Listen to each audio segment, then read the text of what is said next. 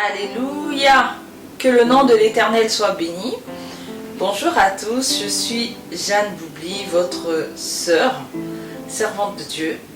Nous allons aujourd'hui aborder le point important qui se trouve dans le livre de Jonas. Je t'invite à prendre Jonas chapitre 4 et je vais lire la parole de Dieu jusqu'à ce que le Saint-Esprit m'arrête. Jonas le prit très mal et fut irrité. Il pria l'Éternel en disant: Ah l'Éternel, n'est-ce pas ce que je disais quand j'étais encore dans mon pays? C'est ce que je voulais éviter en fuyant à Tarsis.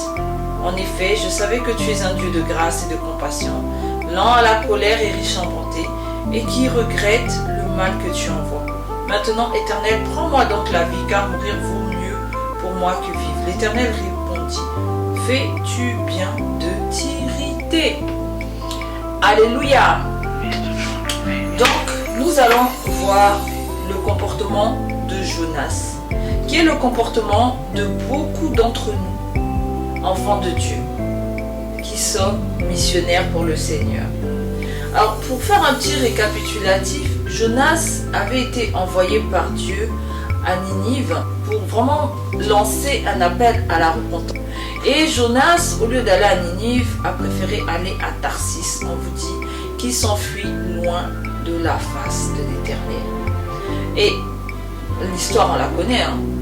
Donc, le Seigneur envoya une tempête et les gens du bateau ont fini par jeter Jonas par-dessus bord. Un poisson a récupéré Jonas et au final, Jonas, après 3 jours et 3 nuits dans le ventre du poisson, finit par aller prêcher la repentance, le message à Ninive. Donc Ninive se repent. Toute la ville, on dit que le roi, les bêtes, tout le monde prit le sac et la cendre et proclama un jeûne de repentance. Et Dieu, touché, décida d'annuler la sentence contre lui. Alléluia, n'est-ce pas merveilleux? Notre Dieu, il est bon. Ce qui m'a surpris dans cette histoire, c'est le comportement de Jonas. Sa réaction met le doigt sur les motivations. Alléluia. Les motivations. Donc je vais te poser une question. Quelles sont tes motivations quand tu sers Dieu? Quelle est ta motivation lorsque tu annonces l'évangile? Quelle est ta motivation lorsque tu parles de la part du Seigneur? Est-ce que tu le fais juste par habitude? Ou est-ce que tu le fais parce qu'on nous martèle tellement dans l'église que oui, le chrétien doit annoncer l'évangile, etc. Ou alors, est-ce que tu le fais par amour et par compassion? Ici, Jonas vraiment a été irrité, mais complètement irrité parce que Dieu a décidé d'épargner Ninive. Mais ça n'a pas de sens. Parce qu'en vérité, il devrait être content. Il devrait dire: j'ai accompli la mission, je suis allé, j'ai parlé de la part du Seigneur, Dieu a touché leur cœur et ils se sont repentis. Mais ici, Jonas, au lieu d'être dans la joie, il s'irrite. On dirait même qu'il avait même envie que Dieu puisse accomplir la sentence en fait. Vous voyez? Donc, c'est pour ça que je parle de la motivation. Et cette motivation de Jonas, elle était mauvaise dès le départ. C'est pour ça qu'il a fui loin de la face. Il refusait la mission. Il refusait la mission parce qu'en vérité, son état de cœur était mauvais. En fait, en vérité, il devrait être dans la joie. Dieu a épargné toute une nation, Dieu ne les a pas frappés, mais lui, il s'irrite, ça l'agace. Donc, ça veut dire que la motivation, l'état de son cœur était mauvais.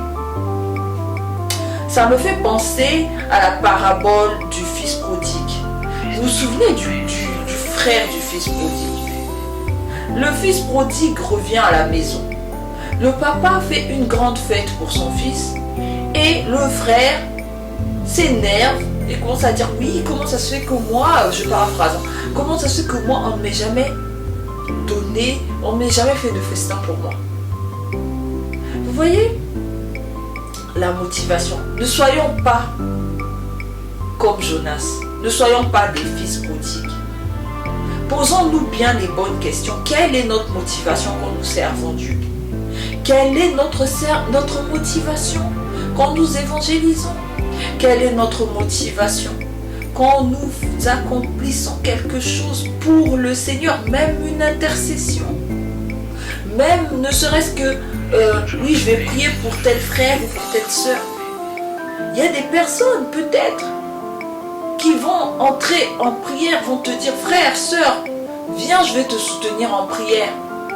Et une fois que l'exaucement va arriver, ils seront irrités dans leur cœur.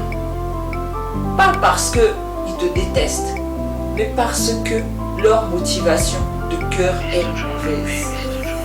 Donc aujourd'hui, je veux parler à quelqu'un qui est derrière cet écran.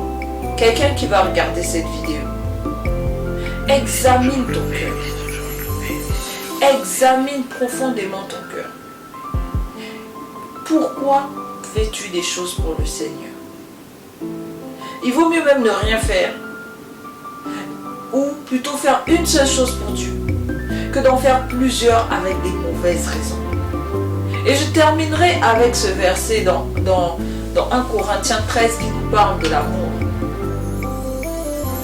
Si je n'ai pas l'amour, je suis comme une cymbale qui retentit. On va le prendre et on va le lire. Ce verset a l'air très simple, mais il est très profond. Plus que profond. La Bible déclare, si je parle les langues des hommes et même celles des anges, mais que je n'ai pas l'amour, je suis un cuivre qui résonne ou une cymbale qui retentit. Si j'ai le don de prophétie, la compréhension de tous les mystères et toute la connaissance, si j'ai même toute la foi jusqu'à transporter des montagnes, mais que je n'ai pas l'amour, je ne suis rien. Amen. Le Seigneur, pour lui, le plus important, c'est l'amour. C'est ta motivation qui doit être l'amour.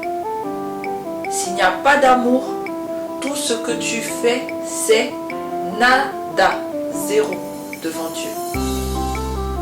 Tu peux faire toutes les bonnes œuvres que tu veux. Devant le Seigneur, ça sera rien du tout. Donc pose-toi les bonnes questions. Quelle est ta motivation? J'espère qu'elle est bonne et que c'est l'amour. Je te retrouve très bientôt pour une prochaine vidéo sur Sinaï TV. Que Dieu te bénisse.